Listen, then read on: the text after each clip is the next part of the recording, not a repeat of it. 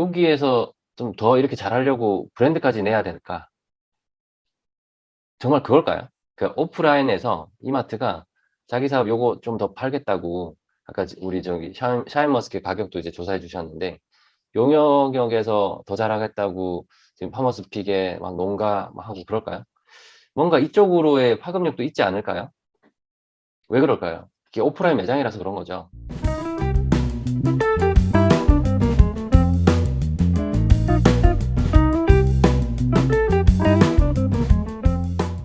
네, 시작하도록 하겠습니다.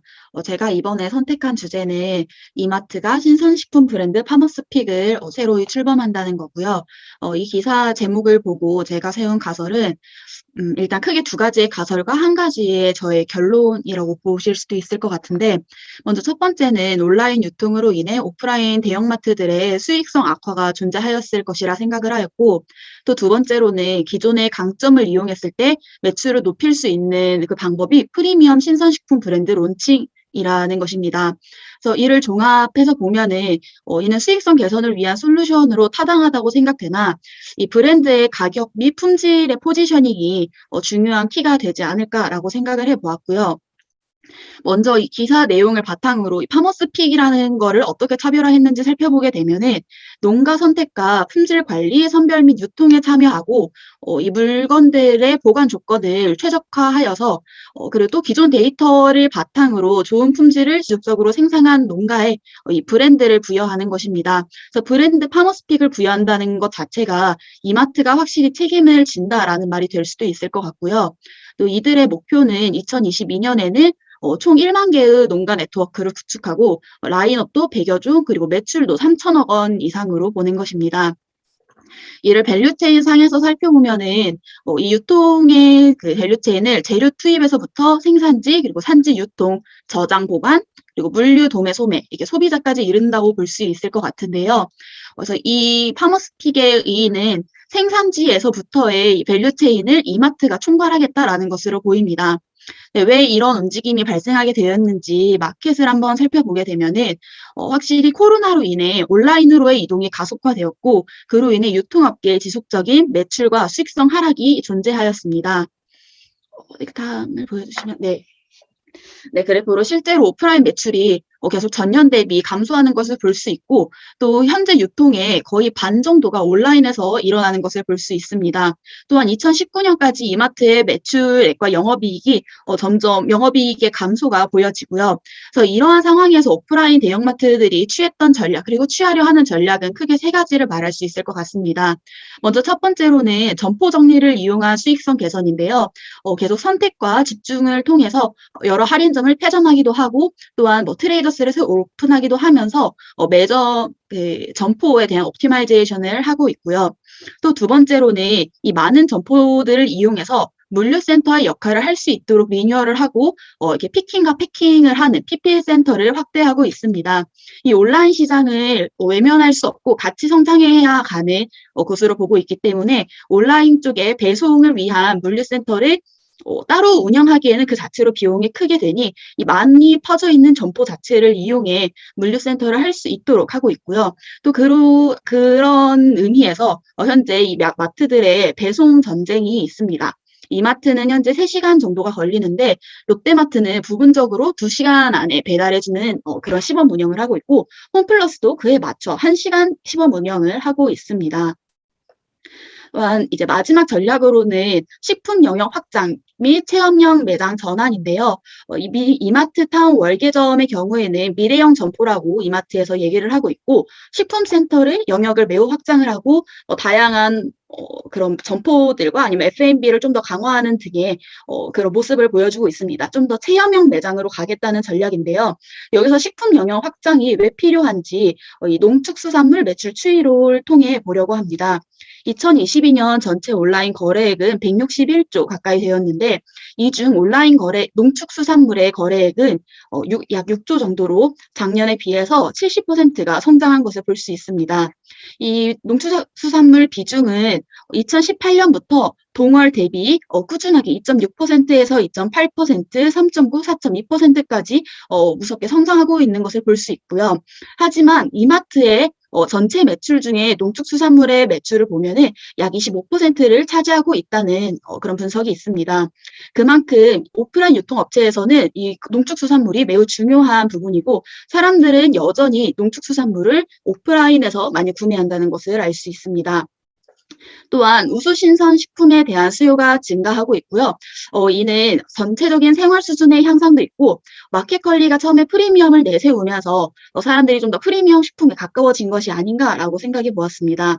그래서 이 브랜드 차원에서 전략을 분석을 해보면 파머스픽 브랜드를 런칭을 했을 때 이들이 가질 수 있는 강점은 기존 유통업계이기 때문에 기존의 그 탄탄한 신선 유통 공급망을 이용할 수 있다는 강점이 있고요. 또한 그동안 이마트가 쌓아왔던 신뢰도 및 브랜드가 있어서 그런 점에서는 매우 좋을 것이라고 생각이 되었고 또한 신세계가 가지고 있는 이베이 코리아, 쓱닷컴 또는 다양한 오프라인 유통 채널을 통해서 매출을 많이 높일 수 있는 가능성이 있을 것이라 생각되었습니다.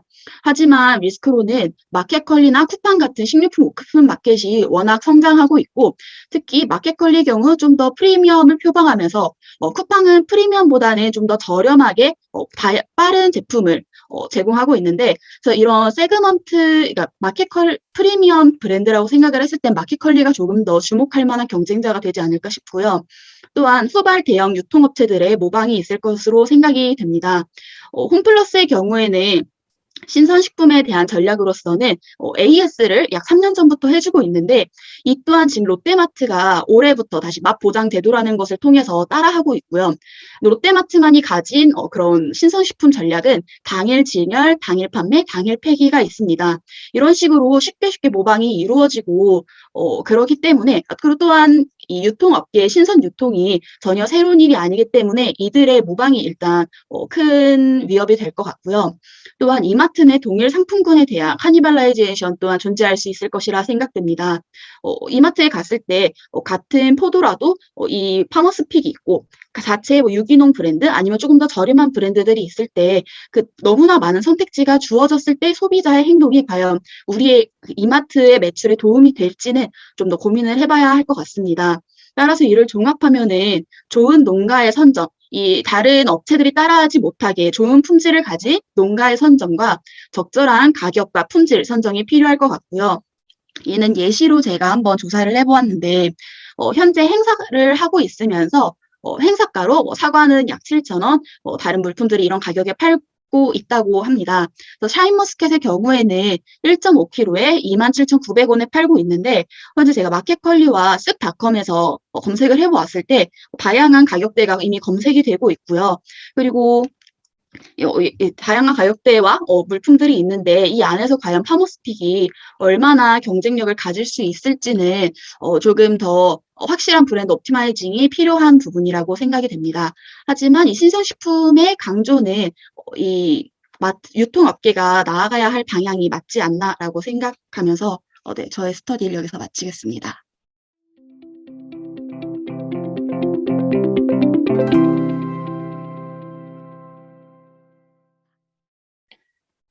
네. 커머스 쪽에서 신선식품 얘기를 조금 해봐야 될 것 같아요. 되게 잘 정리를 해주셨는데요. 네. 거의 뭐 다 맞는 얘기고 우리가 좀 쉽게 납득할 수 있는 가설이고 떼겁이어서 저희가 그거를 챌린지하기보다는 이 시장 전체를 한번 한 판을 그려놓고 얘기를 해보면 좋을 것 같아요. 뭐 느끼시겠지만 컨설팅 가면은 이 한 판 얘기 굉장히 많이 하거든요. 네. 네, 그러면은 이 소비재 시장 전체를 한 판으로 간단하게 소비재 유통 이거를 나타낸다 그러면 일단은 가장 큰 거는 온라인과 오프라인이 있죠. 그 두 개를 크게 한번 쫙 나눌 수 있을 것 같아요. 온라인에서 강자들이 있죠. 쿠팡, 마켓컬리 뭐 등등등 있고 오프라인에서 강자 롯데, 신세계, 신세계 내에서도 이마트 뭐 이런 사업자들이 있어요. 여기를 다시 한번 다른 축으로 한번 나눈다 그러면 뭘로 나눌 수 있을까요? 뭐 여러 가지가 있을 수 있을 것 같은데 제가 나눈다 식품과 그러면 비식품. 그쵸. 네. 신선식품. 그러니까 나름 케어가 필요한 이 콜드 체인이나 케어가 좀 필요한 신선식품류가 있고, 그다음에 일반적인 우리 공산품, 일반 공산품들. 뭐가 차이일까요? 유통기간 길고, 설비 다시 그다지 필요 없고, 그냥 이제 던져놔도 되고, 뭐 이런 거예요. 그러면 풀필먼트 관점에서 굉장히 쉬운 거죠. 저비용 구조. 풀필먼트 관점에서 굉장히 고비용 구조. 이렇게 볼 수 있겠죠. 자, 여기서 잘하는 사업자가 누군가요? 마켓컬리. 아까 계속 얘기해 주셨던 마켓컬리나 일부 신선식품에서의 카테고리 킬러들 있죠. 뭐 얌테이블, 그다음에 오아시스 마켓도 여기에 가깝긴 한데 그들은 살짝 이렇게 걸쳐 있는 것 같긴 해요. 오프라인도 많이 가지고 있으니까. 자, 그다음에 쿠팡이 압도적으로 여기는 좀 클 것 같아요. 그죠? 쿠팡 외에 뭐 다른 또 여러 이커머스 사업자들이 여기 존재할 것 같고요. 자, 여기서는 누굴까요? 여기서 이제 좀 앞서 나가고 싶은 게 이마트인 거죠. 이마트가 트레이더스도 있고 뭐 등등등. 롯데도 좀 잘해보고 싶은데 잘하는 건지는 잘 모르겠어요. 톰플러스도 있을 것 같고요. 여기도 뭐 비슷한 양상이죠. 이들이 있고 뭐 코스트코도 있고 뭐 등등등 있습니다. 근데 지금 우리는 신선식품 얘기를 하고 있으니까 좀 이렇게 나눠졌을 때 여기에서 좀 더 이렇게 잘하려고 브랜드까지 내야 될까? 정말 그걸까요? 그 오프라인에서 이마트가 자기 사업 요거 좀 더 팔겠다고 아까 우리 저기 샤인머스켓 가격도 이제 조사해 주셨는데 용역에서 더 잘하겠다고 지금 파머스픽에 막 농가 막 하고 그럴까요? 뭔가 이쪽으로의 파급력도 있지 않을까요? 왜 그럴까요? 이게 오프라인 매장이라서 그런 거죠. 매장 안에 어 이마트가 이 파머스픽 때문에 어쨌든 성공을 하게 되면 많은 주부들이 이렇게 찾아오겠죠. 그러니까 온라인은 앱을 켜서 보는 거지만 오프라인은 직접 찾아와서 사게 된다는 거죠. 그 임팩트가 굉장히 큰 거죠. 이 돌아다니면서 신선식품 보다가 다른 것도 엄청나게 많이 보고 간다는 거죠. 그래서 구매하고 나면 이거 배달해 주세요 해서 배달 받으면 되니까 어쨌든 내점을 하게끔 만드는 뭔가가 있어야 된다. 그게 뭘까요? 앵커. 앵커링이 돼야 된다. 앵커링. 뭘로 앵커링 하는 거냐? 그래서 이마트는 알고 있는 거죠. 신선식품이 오프라인 매장으로의 고객 유입을 해주는 가장 강력한 무기인 것 같다라고 생각한 거예요. 왜? 신선식품 직접 봐서 직접 만져보고 그 빛깔을 보고 그렇게 살 때 좀 인기가 있는 거고 실제로 임팩트가 있는 거죠. 온라인으로는 모르죠. 이미지만 보고 사야 되니까. 그게 실제 내가 사는 제품인지 아닌지도 모르는 거잖아요. 그러다 보니까 마켓컬리가 아주 좋은 그 이미지와 지금 성장세를 가지고 있지만 코로나 역할도 좀 있었고 그리고 여전히 좀 이쪽에서 오프라인에서 직접 사겠다라는 고객들이 숫자가 여전히 많다라는 거죠. 그거를 이마트는 잡고 싶은 거고 그렇게 잡아서 매점하는 주요 고객들, 신선식품을 구매하는 주요 고객들, 대부분 주부일 텐데 남성이든 여성이든 그분들이 매점한 뒤에 구매하는 다른 제품들도 꽤 있다 인 거죠. 여기에 있는 무언가를 가지고 매점하게 만드는 거는 이제는 불가능해졌다는 거죠. 쿠팡이 워낙 싸고 편리하기 때문에. 그래서 뭐 공산품 사러 이제 이마트 가는 거, 옷을 사러 이마트 가는 거, 그다음에 냄비 때문에 이마트 가는 거, 이런 거 이제 잘 없대는 거예요. 그죠? 옷은 그냥 지그재그나 또 뭐 있어요. 뭐 그런 어, 플랫폼에서 구매하면 되고, 냄비 이런 건 쿠팡에서 충분히 다 구매하고 가격도 싸고 품질도 좋고 환불도 잘 되고 너무너무 좋은 거지. 여기서 승부가 나야 된다. 여기서 그나마 우위에 있을 수 있는 게 있다. 그런 거 아닐까라는. 그러니까 여기에 사활을 걸고 여기서 차별적인 어떤 역량을 가지기 위해서 이런 노력들을 하고 있다라고 봐야 될 것 같아요. 그냥 힘들더라도. 그리고 힘들지만 나름대로 차별적인 역량이 여기에 있다라고 생각하는 거죠. 오프라인 매장이 있기 때문에 콜드체인도 있고 물류 관리도 조금 더 촘촘하게 할 수 있고 그런 것들이 신선식품의 어떤 품질 차별화 도움이 된다는 거죠. 마켓 관리가 잘하고 있지만 마켓 관리는 어쨌든 그 물류 시스템에서 모든 것들을 처리하다 보니까 콜드 체인의 어떤 캐파 하에서 그런 신선식품들이 관리가 될 거고 그 안에서 문제가 생길 가능성이 좀 있다. 근데 이마트는 직접 그런 것들을 진열하고 소분하고 하는 과정에서 관리가 좀 더 잘 된다라는 거죠. 이미 오프라인 매장이 많이 깔려 있는 입장에서는 선택의 여지가 없는 거죠. 그래서 이마트는 나름 이러한 방식으로 오프라인 매장인 이마트를 온라인과 연결하는 것도 좀 성공하고 있고, 그다음에 오프라인 매장 중에서는 나름 이제 어떤 수익 구조를 가져가고 있죠. 뭐 월마트의 어떤 몇 가지 그 방법들을 가져와서 이제 쓰는 것도 있고요. 우리가 월마트의 전략이나 이런 것도 저번에 다른 시간에 한번 얘기를 했었는데 이마트가 그걸 가장 잘 채용하고 있고 실제 이마트의 매장을 일부 예, 그 물류 거점으로 활용하는 것도 이제 월마트의 어떤 전략을 따라가는 거라고 보면 될 것 같아요. 예, 그런 관점에서 이 신선식품 브랜드 파머스픽도 결국에는 내점 고객들을 늘리고 그 안에서 매출을 늘리겠다. 그러려고 하다 보니까 신선식품으로 승부를 봐야 된다. 라고 판단을 한 거예요. 그죠? 네, 그런 얘기들 쭉 해주신 것 같아요. 그죠? 네, 여기 아까 이런 얘기들. 그 농축수산물의 매출이 꽤 크고 이것만 가지고 25%를 위해서 사활을 건 게 아니라 이것 때문에 다른 게 내방하는 사람들이 다른 것도 산다가 있는 거죠. 효과가 더 큰 거죠. 그러니까 매출 임팩트가 25%는 아니다. 그거보다 더 클 것이다. 라고 보는 거고. 여전히 온라인 뭐 성장 많이 하고 있지만 아직까지 오프라인에서 구매되는 농축수산물이 훨씬 크기 때문에 어, 아직까지는 뭐 급격히 성장하고 있지만 그걸 좀 막고 싶은 마음이 이마트는 있는 거고요. 사실 이마트는 아까 우리가 네 가지 이렇게 섹터로 나눴을 때 네 가지를 다 잘하고 싶은 거겠죠. 스타컴이 온라인을 잘했으면 좋겠고 그 안에서 이제 신선식품과 일반 제품, 일반 공산품 둘 다 스타컴에서 좀 잘해줬으면 좋겠다 생각이 들 거고 그죠?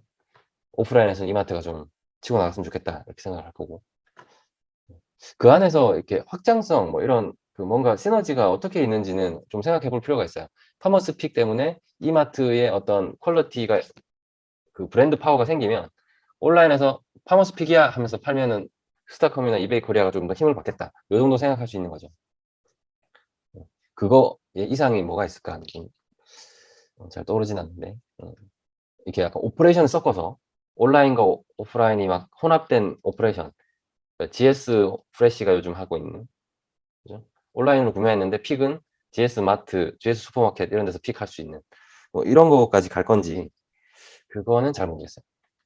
그렇게 할 수 있는 이마트의 거점 그 커버리지가 되는 거냐 조금 애매하긴 하거든요. 그러기엔 너무 크잖아요, 이마트가. GS 슈퍼마켓은 조그만 하니까 아파트에서 그냥 앱으로 구매하고 언제 가서 픽하면 되는 그런 서비스 하고 있는데 그게 뭐 엄청나게 파괴력이 있다는 건 아니고 아무튼 그렇습니다. 그 이커머스 또는 커머스 쪽 소비재 유통은 정말 전략이 막 넘쳐나고 있어서 엄청나게 빨리 변하고 있는 것 같아요. 그 안에서 계속 경쟁하는 이 사업자들의 그 고통 얼마나 클지 짐작이 됩니다. 근데 뭐 또 다르게 좀 그 의견이 있으신가요? 어, 아니요. 저도 이 브랜드로 인해서 뭔가 사람들이 먼저 모여들고 모객 효과가 크다는 걸 생각을 했는데 제가 깜빡하고 언급을 못했었는데 네, 네. 바로 언급을 해주셔서 네. 네, 저희 좋았고요. 그 네. 페이지 풀어보시면은 거기 하이퍼마켓이라는 거 한번 보셨을 거예요. 아, 거기에 네네. 내용이 딱 요 케이스죠.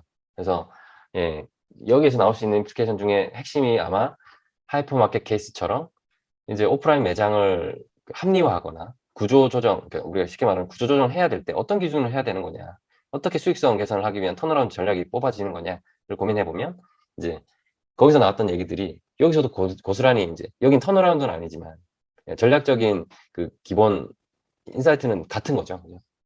오프라인 매장이 가지는 강점, 아니면은 매출의 어떤 그 앵커링 역할을 하는 어떤 품목들 이런 것들이 딱 정해져 있기 때문에 그렇다고 봐야 될 것 같아요. 뭐 여담이지만 백화점들이 그 지하나 이런 데 이제 푸드코트를 열심히 이제 맛집으로 채우는 것도 그런 앵커링 역할이 되기 때문에 그런 거죠. 거기에 맛있는 거 있으니까 먹으러 갔다가 위에 올라가서 쇼핑도 좀 하는 구조. 뭐 이런 것들도 사실은 같은 맥락이라고 보셔야 될 것 같아요. 음. 오케이.